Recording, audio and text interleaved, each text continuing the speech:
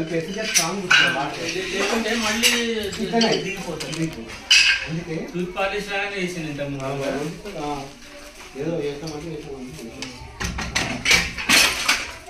ఇప్పుడు అట్లా కాకుండా మీరు ఇసుక సిమెంట్ రెండు మిక్స్ చేసి మంచిగా గట్టిగా సెట్ చేసి వాటర్ కలిపి మళ్ళీ మంచిగా సెట్ చేసి అప్పుడే